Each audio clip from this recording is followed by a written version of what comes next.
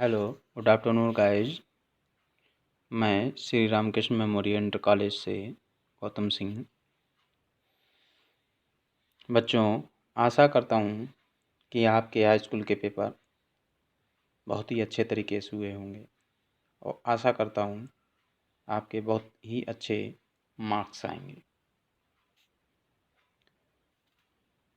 मैं आपको 11th class की भौतिक विज्ञान का सेकंड पेपर पढ़ाऊँगा। चलिए फर्स्ट पेपर पे नज़र डालते हैं, फर्स्ट लेसन पर नज़र डालते हैं। प्रत्यास्था। प्रत्यास्था को इंग्लिश में इलेक्ट्रिसिटी कहते हैं।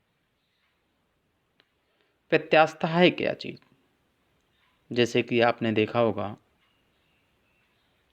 किसी रबड़ को हम लेते हैं, कोई भी रबड़ या स्प्रिंग वगैरह लेते हैं और उस पर हम कोई बाह्य बल लगाकर उसके आकार में परिवर्तन कर देते हैं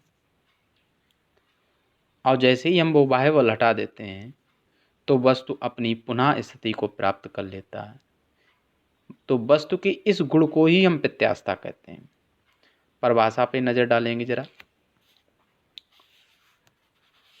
क्या है परिभाषा? प्रत्यास्था किसी वस्तु के पदार्थ का वह गुण है जिसके कारण वस्तु किसी विरूपक बल के, विरूपक मत बल होता है यानी किसी भी वस्तु को, यानी रबड़ को हम इधर को खींचेंगे तो वो जो बल लगाते हैं उसी को हम विरूपक बल कहेंगे। किसी विरूपक बल के द्वारा उसके आकार अथवा आकृति के परिवर्तन का विरोध करती है और जैसे ही विरूपक बल हटा लिया जाता है वस्तु अपनी पूर्व अवस्था को प्राप्त कर लेती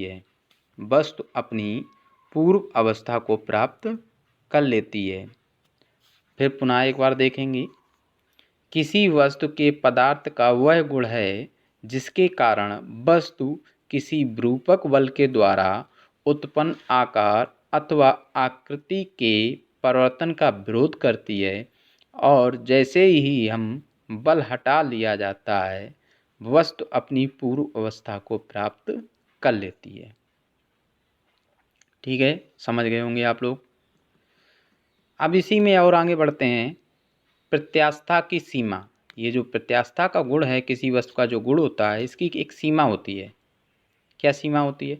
कभी कभी आपने देखा होगा, किसी रबड़ को खींचते हैं तो खींचते खींचते उसको इतनी अधिक मात्रा में खींच लेते हैं या स्प्रिंग को इतनी अधिक मात्रा में खींच लेते हैं कि वो अपने पुनः आकार को प्राप्त नहीं कर पाती है। तो देखेंगे जरा परिभाषा की तरफ।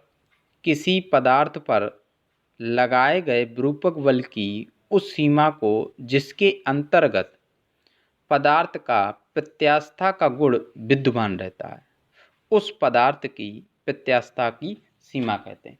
यानी कि हम बल उस वस्तु पर बल उतना ही लगाएं जितने बल तक वह, जिससे वस्तु जो है अपनी पुनः स्थिति को प्राप्त कर सके, उस सीमा तक ही ले जाएं बल को। अगर उससे ज़्यादा ले जाएंगे तो वो वस्तु जो होगी अपनी पुनः स्थिति को प्राप्त नहीं कर पाएगी। तो एक जहाँ पर अधिकतम सीमा होगी, जहाँ पर वस्तु को बढ़ने की अधिकतम सीमा होगी, वहीं उसी सीमा को हम प्रत्यास्था की सीमा कहते हैं। प्रतिबल, अगला पॉइंट है प्रतिबल। साम्यावस्था में वस्तु की अनुप्रस्थ काट के एकांक क्षेत्रफल पर कार्य करने वाले आंतरिक प्रतिक्रिया बल अथवा प्रत्यानयन बल को प्रतिबल कहते हैं। साम्यावस्था में वस्तु की अनुप्रस्थ काट के एकांक क्षेत्रफल पर कार्य करने वाले आंतरिक प्रतिक्रिया बल अथवा प्रत्यानयन बल को प्रतिबल कहते हैं। यदि किसी वस्तु के अनुप्रस्थ काट के क्षेत्रफल A पर बाह्य बल F लगाया जाए, बाह्य बल F लगाया जाए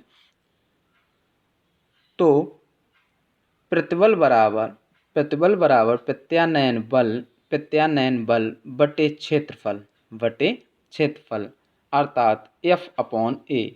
हम बल को यहाँ से F से प्रदर्शित करेंगे और क्षेत्रफल को A से प्रदर्शित करेंगे। अब हम देखते हैं प्रतिबल का मात्रक क्या होता है। जरा यहाँ पे देख, प्रतिबल का मात्रक जो होता है एसआई पद्धति में न्यूटन प्रति मीटर स्क्वायर होता है। एसआई पद्धति में प्रतिबल का मात्रक न्यूटन प्रति मीटर होता है और इसकी विमा जो होती एम एल पे power M L inverse T पे पावर -2 होती है। प्रतिबल की विमा क्या होती है? एम एल इनवर्स टी पे पावर -2 होती है। ठीक है, आप लोगों को समझ में आ गया होगा।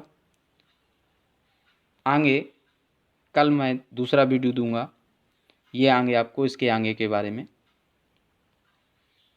ये सारे वीडियो आपको हमारे WhatsApp channel Gautam Bharti with PCM, आपको वहाँ पर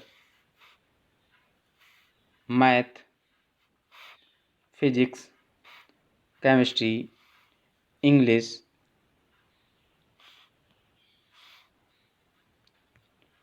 के सारे वीडियो आपको मिल जाएंगे। तो हमारे चैनल को आप सब्सक्राइब कर लें और बेल आइकन को दबा लें। Thank you, have a nice day.